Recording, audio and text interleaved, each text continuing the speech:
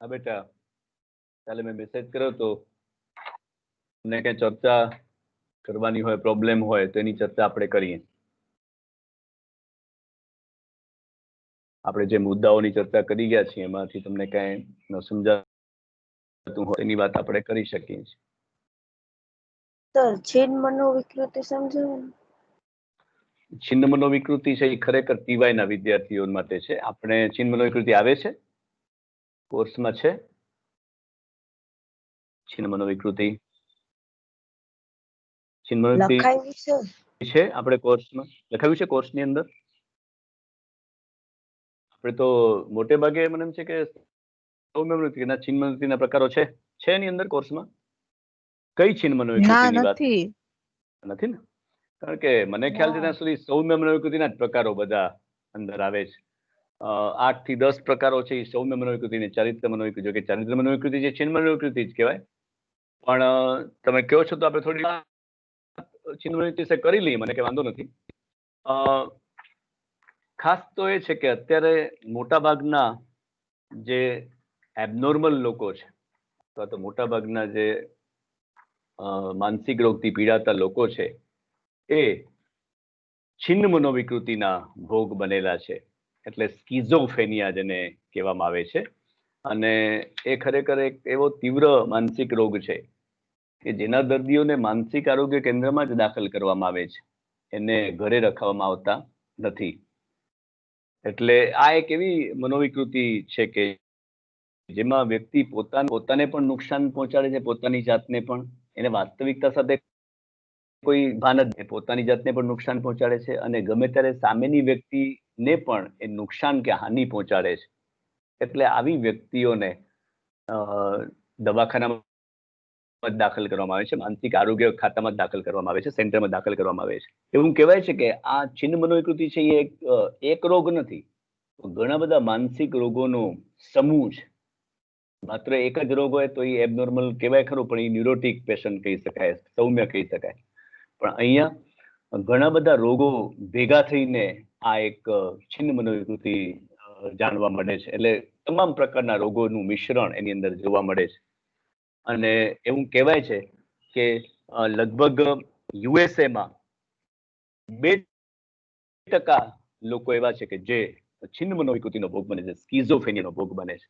અને સામાન્ય તેની ઉંમર 40 થી 50 વર્ષ વચ્ચેની હોય છે. અને એવું પણ કહેવાય છે કે આવા લોકો છે એ માનસિક આરોગ્ય કેન્દ્રમાં 10 વર્ષ સુધી રહે છે, 10-12 વર્ષ સુધી રહે છે.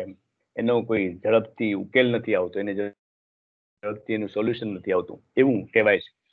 ભારતમાં પણ એનું પ્રમાણ વધારે છે. તો આ એક રોગ નથી, પણ ઘણા બધા લક્ષણો છે એની અંદર કે જેની અંદર વ્યક્તિ છે એ તૂટી જાય છે, તો છિન્નભિન્ન થઈ જાય છે. મૂળ જેનું જે વ્યક્તિત્વ છે એ છિન્નભિન્ન થઈ જાય છે, એવું એની અંદર કહેવામાં આવે છે. અને ખાસ કરીને જે વ્યક્તિની અંદર જે આવેગો છે અથવા તો જે એની પ્રેરણા છે એનું એ નિયંત્રણ કરી શકતી નથી. એ પોતાની પ્રેરણા કે આવેગો ઉપર, ઇમોશન અને જે પ્રેરણા છે, મોટિવેશન, એના ઉપર એ કોઈ કંટ્રોલ કરી શકતી નથી. અને એને કારણે એ વ્યક્તિ ગમે ત્યારે, ગમે તે પરિસ્થિતિમાં, ગમે તે પ્રકારની લાગણી વ્યક્ત કરે છે. આપણે મેન્ટલ હેલ્થ સેન્ટરમાં ગયા વર્ષે ગયા હતા, તમે જોયું હશે કે એને કઈ ખબર નથી તમે મળવા જાઓ છો કે નહીં. એ ગમે ત્યારે ગાશે ને બોલશે ને, ગમે રોશે પણ ખરો, હસશે પણ ખરો, વાતો મોટી કરશે, ગુસ્સે પણ થઈ જશે. તો એનું કોઈ નિયંત્રણ એના ઉપર નથી. તો આવા લોકો છે એ માનસિક આરોગ્ય સેન્ટરની અંદર દાખલ થયેલા હોય છે. એના કોઈ વિચારો છે એની અંદર સતતતા નથી. એ ગમે તે એક બોલે વળી બીજું કંઈક બીજી જગ્યાએ વાત કરવા માંડે, વળી બીજા ત્રીજી વાત ઉપર આવી જાય. કનેક્શન જે છે, કનેક્ટિવિટી, એ એનામાં જોવા મળતી નથી. અને એ એના વિચારો ખલેલ કરનારા હોય છે. અને એ કઈ પણ કરી શકતી નથી. એ ક્રિએટિવિટી કઈ કરી શકતી, સર્જન શક્તિ કઈ કરી શકતી નથી. બીજા જે સૌમ્ય મનોવિકૃતિના જે દર્દીઓ છે એ રિહેબિલિટેશન જે સેન્ટર છે એમાં કંઈક ને કંઈક પ્રવૃત્તિ કરે છે, જ્યારે તીવ્ર મનોવિકૃતિ જે છે, છિન્ન મનોવિકૃતિ, એના પેશન્ટને એવું કંઈ કરી શકતા નથી.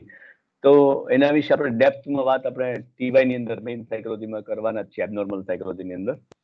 પણ આપણે અત્યારે જે વાત કરવાના છીએ બીજા જે રોગો છે એના વિશે તમને કંઈ ખબર ન પડતી જોઈએ તો બચાવ પ્રયુક્તિની વાત કે કઈ બીજું, તો એના વિશે આપણે વાત કરીએ.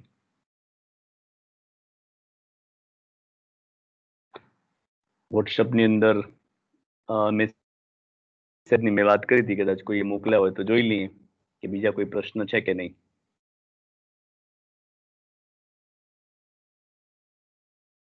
હા, તમને કઈ બીજા પ્રશ્ન હોય તો બધા માટે છે. દરેક વિદ્યાર્થીમાંથી કોઈ પણ વિદ્યાર્થી બોલી શકે છે. હા, બોલો. સર, હતાશા અને મનોભારમાં જે પરાવહજન્ય છે એ સમજાવો ને, એની વ્યાખ્યા. પરાવહ શું? પરાવહજન્ય મનોભારના પ્રકારોમાં આવે છે ને. પરાવહ હા સર. પર્યાવરણ ના, પર્યાવરણ જન્ય પેલા લખાવ્યું. એટલે સર, હું આગલા લેક્ચરમાં હતી નહીં, પણ તમારા યુટ્યુબમાં તમે જે ઓલું લખાવેલું હતું ને, સિલેબસ લખાવ્યું હતું ને, એમાંથી મેં એના પ્રકારોમાં પરાવહજન્ય, પર્યાવરણજન્ય અને સામાજિક મનોભાર આ 3 પ્રકાર હતા. એટલે સામાજિક ને પર્યાવરણ તો સમજાય છે, પણ પરાવહજન્ય નથી ખબર. એટલે ખરેખર તો શું છે કે આમાં એક છે મનોવૈજ્ઞાનિક મનોભાર છે, બીજું પર્યાવરણજન્ય છે, અને ત્રીજું સામાજિક મનોભાર છે. આ તમે જે પરાવરણ એ કઈ છે નહીં પ્રકાર, 3 મુખ્ય પ્રકારો છે મનોભારના. એક છે મનોવૈજ્ઞાનિક, એક પર્યાવરણજન્ય અને ત્રીજો સામાજિક. એમાંથી કયું સમજવાનું છે? તો સર, એ પરાવહજન્ય મેં લખ્યું છે ને, એ જ મનોવૈજ્ઞાનિક મનોભાર હશે તો? ના, એવું ન હોય ને. તો બહુ ક્લિયર વસ્તુ છે. મનોભારના 3 પ્રકારોમાં સૌથી પહેલું એન્વાયરમેન્ટલ સ્ટ્રેસ, એટલે પર્યાવરણજન્ય મનોભાર, કે જે કુદરતી આપત્તિઓ દ્વારા માનસિક સ્ટ્રેસ થાય છે, મેન્ટલ સ્ટ્રેસ થાય છે. એ કુદરતી આપત્તિઓ એટલે કે ધરતીકંપ છે, કે વરસાદ છે, અત્યારે પૂરની પરિસ્થિતિ છે, સતત પેલું દુકાળ પડી જાય, રોગચાળો ફાટી નીકળે, તો આ બધી કુદરતી આપત્તિઓ છે. ક્યાંક જ્વાળામુખી ફાટે, ક્યાંક પૂર આવે, તો એને કારણે જે વ્યક્તિની માનસિક સ્થિતિ બગડે છે, અને એને કારણે વ્યક્તિ ચિંતામાં આવે છે, દબાણ નીચે આવે છે, ભાર નીચે આવે છે, એ બધા પર્યાવરણજન્ય સ્ટ્રેસ મનોભાર કહેવાય છે. પરાવજન્ય નથી, પર્યાવરણજન્ય, જે એન્વાયરમેન્ટલ સ્ટ્રેસ તરીકે ઓળખાય છે. અને એમાંથી આપણે અત્યારે પસાર થઈએ છીએ. આપણે વરસાદે ખૂબ અનુભવીએ છીએ, ધરતીકંપના આંચકા પર સતત આવ્યા કરે છે. આપણે જોઈએ છીએ ને બધું ફ્લડ, એકદમ પૂર બધી જગ્યાએ છે, દરેક જગ્યાએ તોફાન છે, વાવાઝોડું, સાયક્લોન જે કહેવાય છે. અમુક જગ્યાએ વાવાઝોડું ચાલુ છે, અમુક જગ્યાએ અચાનક કુદરતી આગ ફાટી નીકળી છે. તો આ બધા જે ઘટકો છે એ આપણા જીવનમાં અસર કરે, એ પર્યાવરણજન્ય કે જે તમે એન્વાયરમેન્ટલ સ્ટ્રેસ તરીકે ઓળખી છે.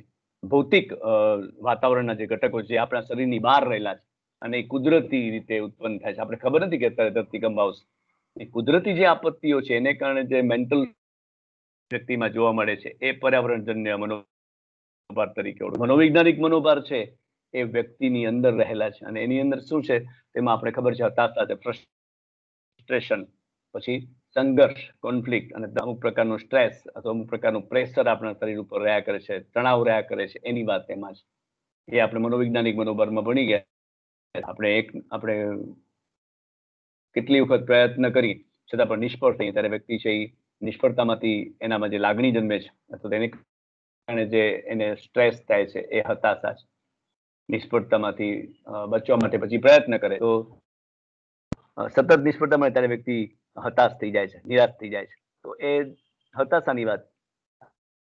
સંઘર્ષ તો એક સાથે 2 પરિસ્થિતિઓ ભેગી, સારી કે ખરાબ, અથવા સારી અને ખરાબ, એમાંથી આપણે સિલેક્શન કરવાનું, ચોઈસ કરવાની છે. કોઈ પણ એક પરિસ્થિતિ તો સ્વીકારવાની જ છે, તો એને કોન્ફ્લિક્ટ, સંઘર્ષ તરીકે ઓળખાય છે, કહેવાય છે. અને અમુક પ્રકારના જે વાતો છે, વિચારો છે, આપણા ઉપર એકદમ દબાણ, પ્રેશરાઇઝ થાય, આપણું મન સતત ચિંતિત રહે, તો એ દબાણની વાત. આ બધી વસ્તુઓ છે એ મનોવૈજ્ઞાનિક મનોભારની અંદર આવે છે. એટલે સામાજિક મનોભાર છે એ સામાજિક પરિસ્થિતિઓ કે સામાજિક સમસ્યાઓમાંથી ઉત્પન્ન થાય છે. કુટુંબની અંદર એવી ઘટનાઓ ઘટતી હોય, જૂથો વચ્ચે એવી ઘટનાઓ ઘટતી હોય, ઝઘડા છે, મારામારી છે, છૂટાછેડા છે, ઉશ્કેરાટ છે, આ બધા જે સામાજિક મનોભાર છે, સામાજિક સમસ્યાઓ દ્વારા જે ઉત્પન્ન થતું હોય છે, એ કે જેની અંદર વ્યક્તિ સતત પોતાનામાંથી એ બહાર જ નથી નીકળી શકતી, એના એ ઝઘડાઓમાંથી કે એ પરિસ્થિતિ. અને એવી ઘણી બધી બાબતો છે કે જે સમાજની રીતિ રિવાજો, રૂઢિ સાથે, નિયમો સાથે સંકળાયેલી છે, એ પણ આવો સામાજિક મનોભાર ઉત્પન્ન કરે છે. આપણે જાણીએ છીએ કે ઘણી વાર એવું થાય કે આપણી જ જ્ઞાતિના લોકો સાથે આપણે આગળ ન વધી, બીજી જ્ઞાતિમાં આપણે આગળ વધીએ તો એને કારણે રીતિ રિવાજ છે, નિયમો છે, એ આડું આવે છે, આપણે અવરોધમાં આવે છે, અને પછી વ્યક્તિ એ બીજું પગલું ભરે છે. તો આવા સામાજિક જે કારણો છે, સામાજિક સમસ્યાના કારણો છે, એને કારણે જે મનોભાર ઉદ્ભવે છે એ સામાજિક મનોભાર છે. હા, બરોબર. એ ક્લિયર કે ના? હા સર, ક્લિયર થઈ ગયું. Okay okay. બીજું કઈ કોઈને પૂછવું હોય તો? બચાવ પ્રવૃત્તિ બધી ખબર પડે? હા બોલો બેટા. સૌમ્ય મનોવિકૃતિના પ્રકારમાં મુક્તાચારી વિકૃત ચિંતા સમજાવો ને. મુક્તાચારી વિકૃત ચિંતા. વિકૃત ચિંતાના જે પ્રકારો છે એમાં 2 કે 3 પ્રકારો છે. એમાં એક છે મુક્તાચારી, એટલે એ સતત ફરતી રહે આપણા શરીરની, એ વાત આપણે કરીએ. બીજી છે સ્થિર ચિંતા. આપણે નવાઈ લાગે કે ચિંતા ખરેખર વિકૃત ચિંતા જ એને કહેવાય કે જેનું કારણ ન હોય. આપણે જોઈ ગયા છે કે ચિંતા છે, કોઈ પણ વ્યક્તિને ચિંતા થાય તો એના કારણો હોય છે. દાખલા તરીકે પરીક્ષા હોય 15 દિવસ પછી, તો આપણે ચિંતા થાય સ્વાભાવિક છે, કારણ કે એનું કારણ છે કે પરીક્ષા છે, આપણી તૈયારી નથી. પણ કઈ કારણ જ નથી, છતાં પણ વ્યક્તિ જયારે ચિંતા કરે, અકારણ ચિંતા કરે, અસ્પષ્ટ ચિંતા હોય, તો એ વિકૃત ચિંતા કહેવાય છે. અને વિકૃત ચિંતાની અંદર પણ પાછા એના પ્રકારો છે. એક છે મુક્તાચારી અને બીજી નિશ્ચિત. આપણે નવાઈ લાગે કે આપણે એમ વાત કરીએ છીએ કે ચિંતાના કારણો નથી, તો પછી નિશ્ચિત શું હોય? પણ છતાં એમાં અપવાદરૂપ અમુક વાતો છે. હવે કેટલીક વાર એવું થાય કે આ જે મુક્તાચારી ચિંતા છે એ એને કોઈ પણ પદાર્થો કે કોઈ વસ્તુ સાથે સંબંધ નથી. ગમે તે સ્થળે ગમે તે સમયે એ ચિંતા ઉત્પન્ન થાય છે. આત્મનિરીક્ષણ પદ્ધતિ જેવું છે. મેં તમને કીધું ને કે આત્મનિરીક્ષણ પદ્ધતિ છે એ આંતરિક પદ્ધતિ છે, આંતરનિરીક્ષણ પદ્ધતિ, કે જેની અંદર વ્યક્તિ સતત વિચારો કર્યા કરે છે પોતાના મનમાં. એવું આની અંદર છે કે ગમે તે જગ્યાએ વ્યક્તિને આવી ચિંતા ઉત્પન્ન થાય છે, સ્વતંત્ર રીતે તર્યા કરતી હોય છે. એની સાથે એને કોઈ અમુક જગ્યાએ જશે તો ચિંતા થશે એવું નથી, પણ એ જ્યાં જાય ત્યાં આવી ચિંતાઓ છે એના ભેગી જ હોય છે, અને એમાંથી એ મુક્ત થવાનો પ્રયત્ન કરે છતાં પણ મુક્ત થઈ શકતી નથી. અને કોઈ પણ કાર્ય કરવા જઈએ કે કોઈ પણ આપણે વર્ક કરીએ ત્યારે આવી ચિંતાઓ પાછી ઊભી જાય છે, સામે ઊભી રહે છે.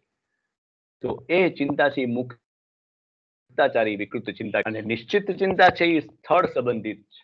આમ સ્થળ સંબંધિત છે કે અમુક સ્થળે જ વ્યક્તિને ચિંતા અનુભવે છે, અને એને કારણે એના જે પાછળના જે કારણો છે એમાં થોડાક જવાબદાર છે. નિશ્ચિત પ્રકારની વિકૃત ચિંતામાં અમુક કારણો છે. ખરેખર આપણે વિકૃત ચિંતાની વાત કરીએ તો કારણ હોતું નથી એવી ચિંતા. પણ જયારે આનો બીજો જે પ્રકાર છે અપવાદરૂપ છે, કે અમુક સ્થળ કે અમુક સમય સાથે એને કારણ જોડાયેલું છે એ સ્થળ સાથે, એને કારણે વ્યક્તિ છે એ સતત ચિંતા કર્યા કરે છે, તો એ નિશ્ચિત ચિંતા છે. ઘણી વાર વ્યક્તિને એવું થયા કરતું હોય કે ભાઈ હું બહાર જઈશ તો મને હાર્ટ એટેક આવી જશે, મને મારું હૃદય બંધ થઈ જશે અને હું ગુજરી જઈશ. તો એની એવી ચિંતાને કારણે એ શું કરે છે કે જ્યાં જ્યાં જાય ત્યાં પોતાની સાથે ડોક્ટરને ભેગા રાખે છે. અને ડોક્ટર છે એ જાણે છે કે આ વ્યક્તિને જરાય કાંઈ થવાનું નથી, પણ છતાંય પણ વ્યક્તિની અંદર અમુક પ્રકારના સ્થળ સાથે સંકળાયેલી ચિંતા જોડાયેલી છે, તો એ નિશ્ચિત ચિંતા છે. તો વિકૃત ચિંતા અને વિકૃત ચિંતામાં મુક્તાચારી ચિંતા એ ગમે તે જગ્યાએ સાથે હોય છે, ગમે તે સમયે ટપકી પડે છે. ત્યારે નિશ્ચિત ચિંતા છે સ્થળ સાથે સંબંધિત છે, કે અમુક સ્થળ ને ધ્યાનમાં રાખીને આવી ચિંતાઓ ઊભી થાય છે. આ સૌમ્ય પ્રકારો છે એ જેની અંદર અમુક જો વાતાવરણ ચેન્જ કરવામાં આવે, અમુક પ્રકારનું માર્ગદર્શન મનોવૈજ્ઞાનિકો દ્વારા આપવામાં આવે, કાઉન્સિલર દ્વારા માર્ગદર્શન આપવામાં આવે, તો આવી ચિંતાઓ છે હળવી થઈ શકે છે. આત્મવિશ્વાસ દર્દીમાં જગાડવામાં આવે, સેલ્ફ કોન્ફિડન્સ બહુ મહત્વનો, એ જગાડવામાં આવે તો વ્યક્તિ છે એ 100% એમાંથી બહાર નીકળી શકે છે. એટલે આ એક ચિંતા સૌમ્ય મનોવિકૃતિનું બહુ મહત્વનું અંગ છે. કોઈ પણ સૌમ્ય મનોવિકૃતિ હોય, પ્રકારો હોય, એમાં ચિંતા છે એનું મહત્વનું લક્ષણ છે. દરેકમાં ચિંતા તો છે જ, પણ અકારણ છે કે કયા પ્રકારની છે એ બહુ ધ્યાનમાં રાખીને વાત એમાં થઈ શકે છે. એટલે જુદા જુદા મનોવૈજ્ઞાનિકો એના વિશે વાતે પણ કરેલી છે કે અમુક પ્રકારની જે ઘટનાઓ છે એનું દમન કરી નાખવામાં આવે અથવા એને પૂરું ન કરી શકે ત્યારે આવા પ્રકારની ચિંતાઓ ઉત્પન્ન થતી હોય છે, એવું જુદા જુદા મનોવૈજ્ઞાનિકો કહે છે. અમુક એવા બનાવો બની ગયા હોય અને એ પછી અંદર ને અંદર રહેલા હોય અને એને કારણે વ્યક્તિમાં ચિંતા પ્રગટ થાય છે. હા, બીજું કઈ ચર્ચા કરવાની છે? સર હા સર, આક્રમક બચાવ પ્રયુક્તિમાં બીજું છે ને ઓલું પ્રવૃત્તિ નિયોજન અને પ્રવૃત્તિ પરાયણતા, એ સમજાવો ને. હા, સમજાવી.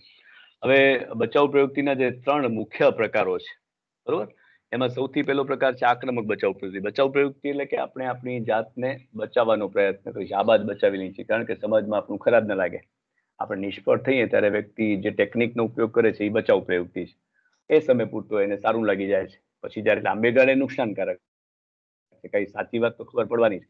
હવે આક્રમક બચાવ પ્રવૃત્તિમાં વ્યક્તિ છે એ આક્રમક, એકદમ આવેગિક રીતે આક્રમક આવિર્ભાવ જોવા મળશે આક્રમકતાનો, એ ગમે તેમ કરીને કાર્ય પૂરું કરશે. તો એમાં જે તમે જે નિરર્થક પ્રવૃત્તિ પરાયણતા, તો પ્રવૃત્તિ નિમજન જે કહો છો, એ શબ્દ એવો છે કે અહીંયા જે વ્યક્તિ જે ક્ષેત્રમાં નિષ્ફળ જાય છે એ ક્ષેત્રની મૂકતો નથી, પણ એક જાતની પ્રવૃત્તિ કરવા ખાતર કરે છે. એને જયારે મળે ત્યારે એને નિશ્ચિંત છે, એને એમ નથી કે હમણાં મળી જાય, ધ્યેય પૂરું થઈ જાય. એ વર્ષોના વર્ષો સુધી એની અંદર એ પ્રયત્ન કર્યા કરે છે. તો આ એક જાતની એવી પરિસ્થિતિ છે કે જેમાં વ્યક્તિને કોઈ ઉતાવળ નથી, પણ એ એક સાધન તરીકે એને લેખે છે. સાધ્ય નથી લેખતો, સાધન તરીકે એ કર્યા કરે છે. ઘણા લોકો, મેં તમને વાત કરી હતી કે બચાવ, ઘણા લોકો ખાલી ભણવા ખાતર ભણે. ભણવા ખાતર ભણવું અને રસથી ભણવું એમાં ઘણો ફેર. ઘણા રમવા ખાતર રમે, રમવા ખાતર રમવું અને રસથી રમવું એમાં ઘણો. તમે સારું રમવા માટે પ્રયત્ન કરો એ મેઇન, ખાલી યાર તમે કહો છો રમીએ, એ વસ્તુ અલગ, એમાં ફોકસ ન થાય કાંઈ પણ, આડું રમી શકાય. તો આમાં પણ એવું છે કે વ્યક્તિ છે એ પોતાનું ધ્યેયમાં નિષ્ફળ થાય છે ત્યારે વ્યક્તિને ખાલી પ્રવૃત્તિ તરીકે, રોજિંદા જીવનની કેમ પ્રવૃત્તિ છે, મિકેનિકલ કામ કર્યા કરી, એ પ્રકારની પ્રવૃત્તિ એ કર્યા. જયારે ધ્યેય સાબિત પ્રાપ્ત થાય તો જુદી વાત. એ પ્રયત્નની પાછળ પડી રહે છે, પણ એમાં કોઈ આવેગ ખરો, પણ એવું નથી કે હમણાં જ ધ્યેય મેળવી લઈ, એ પ્રકારની વાત એની અંદર આવે છે. એટલે પ્રવૃત્તિ નિમજ્જન, એ નિરર્થક પ્રવૃત્તિ પરાયણતા, એ આ પ્રકારની બચાવ પ્રવૃત્તિ છે જેમાં વ્યક્તિ છે એને સાધન તરીકે ઉપયોગ કરે છે, પણ સાધ્ય નથી. ભલે 5 વર્ષે પાસ થશો, એને ઉતાવળ નથી. તો એવા પ્રકારની વાત આમાં છે. અને પ્રતિફલન જે છે, પ્રતિફલન કે ક્ષતિપૂર્તિ, એક જાતની પૂરક પ્રવૃત્તિ. એટલે એમાં એવું છે કે 2 પ્રકારના પ્રતિફલન કે ક્ષતિપૂર્તિ કહેવાય છે. એક છે પ્રત્યક્ષ અને બીજું છે પરોક્ષ.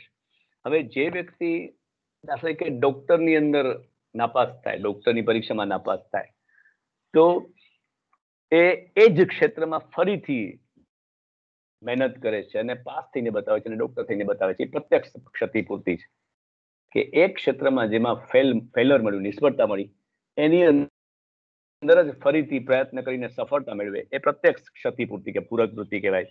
પણ પરોક્ષ પ્રતિફલન એટલે કે એક ક્ષેત્રમાં એ નાપાસ થાય છે તો એના જેવા બીજા સમાનતા ધરાવતા, એની અવેજી રૂપ જે ધ્યેય છે એમાં એ આગળ રહે છે અને પાસ કરે છે, તેને પરોક્ષ ક્ષતિપૂર્તિ કહેવાય છે. એટલે બની શકે કે એ ડોક્ટર ન બની શકે તો એ એન્જિનિયર થઈને બને છે, અથવા તો એ એક જે ક્ષેત્ર છે એના જેવું બીજું સમાન ક્ષેત્ર પસંદ કરે, એ બીજા ક્ષેત્રમાં આગળ વધે છે. એટલે બધાનું એવું છે કે બધા કઈ ડોક્ટર નથી, અથવા બની શકતા નથી, તો એ એના જેવું બીજું આઈએએસ ઓફિસર બને, કે જીપીએસસી પાસ કરીને ક્લાસ 1 ઓફિસર બને. તો એના જેવું સમકક્ષ ડિગ્રી ધરાવતું, સમકક્ષ ડિગ્નિટી ધરાવતું, સમકક્ષ હોદ્દો ધરાવતું ધ્યેય પસંદ કરે છે અને એમાં આગળ વધે છે. એટલે પૂરક એક પરોક્ષ જાતનું પ્રત્યક્ષ, પરોક્ષ ક્ષતિપૂર્તિ એને કહેવાય છે. જે વ્યક્તિ જેમાં નાપાસ થાય અને એ જ ધ્યેય પાસ થાય તો એ પ્રત્યક્ષ, અને જે વ્યક્તિ નાપાસ થયા પછી એના જેવું જ બીજું ધ્યેય સ્વીકારે અને એમાં આગળ વધે તો એ પરોક્ષ ક્ષતિપૂર્તિ છે. પછી કોઈને કઈ પૂછવું હોય તો? હા, બોલો. હતાશાની વિધાયક અસરોમાં ભાવ વિરેચન સમજાવો ને. હતાશાની વિધાયક અસરોમાં ભાવ વિરેચન. હવે હતાશા એટલે શું, એ તો આપણે જાણી ગયા, બરોબર. હતાશા એટલે શું કહેવાય? તેને કારણે હતાશા થાય છે. તેને કારણે હતાશા થાય છે કે વ્યક્તિ જ્યારે નિષ્ફળ થાય, હવે એને કોઈ માર્ગ દેખાતો નથી, ત્યારે એ ફ્રસ્ટ્રેટ થઈ જાય છે અને હતાશ થાય છે. તો હતાશાના જે 2-3 જે અસરો છે, પરિણામો છે, એમાં હતાશાની વિધાયક પણ છે અને નિષેધક પણ છે. વિધાયક કે રચનાત્મક જે અસરો છે એમાં વિરેચન, એટલે જે કંઈ પણ આપણામાં જે આવેગ છે એ વસ્તુ ચાલ્યું જાય છે, આવેગની ખબર પડતી નથી, આપણી લાગણીઓ છે એ આપણે વ્યક્ત નથી કરતા, આપણે લાગણી વિશે ખબર નથી પડતી, એવી વાત આમાં છે. એટલે વ્યક્તિ સ્વસ્થ છે છતાં પણ એને એ ખબર નથી પડતી કે કેમ મારાથી આવેગ વ્યક્ત નથી થતો, એ ક્યાંય નથી ઉશ્કેરાઈ શકતો, નથી એને કોઈ ક્રોધ આવતો, નથી એને કોઈ આનંદ થતો, એ આમ વિચાર શુદ્ધ થઈ જાય આખો, એમ એવું કહેવાય છે કે એને કાંઈ એનામાં કોઈ લાગણીઓ જન્મતી નથી. એ ભાવ વિરેચન તરીકે, લાગણીઓ બંધ થઈ જાય છે. વિરેચન થવું એટલે લાગણીઓ છે એ પ્રદર્શિત થઈ શકતી નથી, અભિવ્યક્તિ થઈ શકતી નથી. એને કાંઈ પણ કહો તો એને કાંઈ અસર થાય નહીં, સારાની અસર ન થાય, ખરાબની અસર ન થાય, કોઈ ગુસ્સે થાય તો અસર થાય, પોતે પણ ગુસ્સે નથી થતો, પોતે વ્યક્ત નથી કરી શકતો. તો જેની અંદર આવેગોનું વિરેચન થઈ જાય, આવેગોનો નાશ થઈ જાય, આવેગો વિશેની ખબર જતી રહે, એ ભાવ વિરેચન શબ્દ તરીકે ઓળખાય છે, જે એની વિધાયક અસર છે. વ્યક્તિ છે કાંઈ કરી શકતો નથી. પણ જો વ્યક્તિ નિષેધક અસરની વાત કરીએ તો સામે સીધું વ્યક્તિ આક્રમક બની જાય છે, તો એ નિષેધક અસર છે. ઘણી વાર એવું થાય કે વ્યક્તિ સીધી આક્રમક બની જાય, કેમ આમ થયું એમ કરીને આગળ વધે, પણ અહીંયા વ્યક્તિ છે કોઈ પણ જાતનું કાંઈ આવેગની અભિવ્યક્તિ એનામાં જોવા મળતી નથી, આવેગ શૂન્ય થઈ જવું, એટલે ભાવ વિરેચનની વાત છે, અથવા તો વિરેચન શબ્દની સાથે જોડાયેલો છે. એટલે એની લાગણીઓ છે એ બધી દૂર થઈ જાય છે. પછી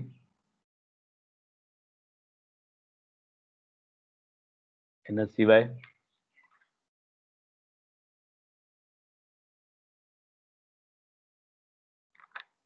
દીવા સ્વપ્ન બચાવ પ્રયુક્તિ વિશે ખબર છે? દીવા સ્વપ્ન બચાવ પ્રયુક્તિ શેમાં આવે છે? તરંગ વિહાર કે દીવા સ્વપ્ન બચાવ પ્રયુક્તિ, એમાં શું આવે છે? કયો પ્રકાર છે? હું તમને પ્રશ્ન પૂછું. દીવા સ્વપ્ન છે એ કયા પ્રકારની બચાવ પ્રયુક્તિ હે? પલાયનાત્મક બચાવ પ્રવૃત્તિ. ઓકે. તો પલાયનાત્મકમાં દીવા સ્વપ્ન વિશે શું વ્યાખ્યા તમે આપી શકો? શું કહેવાય દીવા સ્વપ્ન, કોને કહેવાય છે?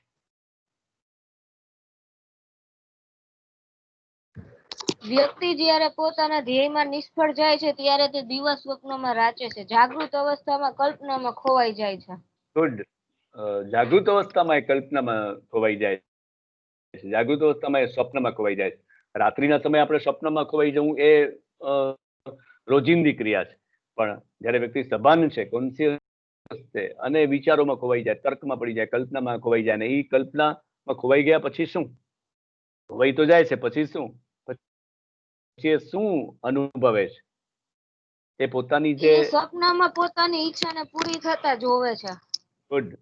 આવી વ્યક્તિઓ છે એ સ્વપ્નમાં, એટલે કે વાસ્તવિક જીવનમાં જે અપેક્ષાઓ કે પ્રેરણાઓ કે ઈચ્છાઓ પૂરી થતી નથી, એ સ્વપ્ન દ્વારા પૂરી થતી જોવા મળે છે. અને 2 પ્રકારના દીવા સ્વપ્ન વ્યક્તિ જોઈ શકે છે, એક વિધાયક અને એક નકારાત્મક, નેગેટિવ, બરોબર? એટલે જે વ્યક્તિ છે એ કોઈ જગ્યાએ વિજેતા ન થઈ હોય, ફેલ ગઈ હોય, નિષ્ફળ ગઈ હોય, તો એ પોતાની જાતને વિજેતા તરીકે જુએ છે, તો એ પોઝિટિવ છે, વિધાયક દિયા સ્વપ્ન છે. અને કોઈ વ્યક્તિ છે એ નિષ્ફળ ગયો ને કોઈ હેરાન કરતું હોય ને એને કોઈ બધા હેરાન કરે છે, મારે છે, ઝઘડા કરે છે, તો એ નિષેધક દિવા સ્વપ્ન છે. એટલે હીરો અને વિલન આ 2 પ્રકારની ભૂમિકા દિવા સ્વપ્નમાં જોવા મળે છે.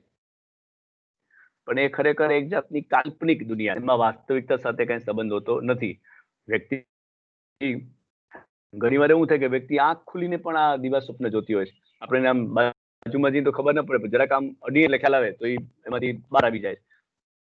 એટલે કોન્શિયસ હોવા છતાં પણ વ્યક્તિ તર્કમાં જતી રહે અને પોતાની જે ઈચ્છાઓ છે પૂર્ણ કરતી જુએ, તો એ દિવા સ્વપ્ન છે. એટલે આ એક જાતનું પલાયનવાદ તરીકે ઓળખાય છે, પલાયનાત્મક બચાવ પ્રવૃત્તિ કહેવાય છે. અને રાત્રે આપણે જે સ્વપ્નમાં જઈએ છીએ એ આખી વાત ફ્રોઈડ ઉપર છે આખી, કે અનકોન્શિયસ અને સબકોન્શિયસ માઇન્ડ આપણું કામ કરે છે. એમાં વ્યક્તિ છે એ જો એકદમ આખા દિવસ દરમિયાન સખત પરિશ્રમ કર્યો હશે તો એક ઊંઘમાં સવાર પડે છે. આપણે ઘણી વાર કહેતા હોય કે આજે સવાર સીધી પડી, તો એ અનકોન્શિયસમાં જ વ્યક્તિ હોય છે, એમાં એનું અચેતન મન હોય છે, કાર્યરત હોય છે. ઘણી વાર એવું થાય કે આપણે થોડી વાર ઊંઘ આવે વળી બંધ થઈ જાય, વળી ઊંઘ આવે વળી ઉઠી જઈએ, તો આ સબકોન્શિયસ માઇન્ડ એમાં છે. આપણે કોઈ ચિંતા હોય, સવાર વહેલા કે જમવું હોય, અથવા આખા દિવસના બનાવો એવા બની ગયા હોય જેને કારણે આપણી ઊંઘ ઉડી જાય, તો આપણે એવું કહીએ કે હું 5-6 વખત આજે ઉઠ્યો કે ઉઠી, તો એનું કારણ એ આપણું સબકોન્શિયસ માઇન્ડ કામ કરે છે. પણ સ્વપ્નની વાત આવે એ નિંદ્રા સાથે સંબંધિત છે. પણ અહીંયા જે સ્વપ્ન છે એ અહીંયા જે તરંગ અવસ્થા છે એ જાગૃત અવસ્થામાં અનુભવાય છે, એટલે એ દિવા સ્વપ્ન તરીકે, ડે ડ્રીમ્સ તરીકે ઓળખાય છે, ડે ડ્રીમિંગ તરીકે ઓળખાય છે. અને જુદા જુદા પ્રકારના હવાઈ કિલ્લાઓ બાંધે છે, આપણે એની વાત પણ કરી ગયા છીએ. એ વ્યક્તિઓ છે બધું પોતાનું પોતે મેળવતો હોય એવું લાગે છે. પાછા આપણે કાલે આ જ મુદ્દા ઉપર, એટલે કે આ જ પેપર નંબર 5 ઉપર જ ચર્ચા કરવાના છીએ. તમે થોડુંક રિફર કરી લેજો, કારણ કે ચર્ચા કરવાથી એકબીજાને ક્લિયર થશે અને તમે વાંચતા પણ રહેશો. બરોબર? તો અહીંયા આપણે પૂરું કરીએ છીએ. Thank you.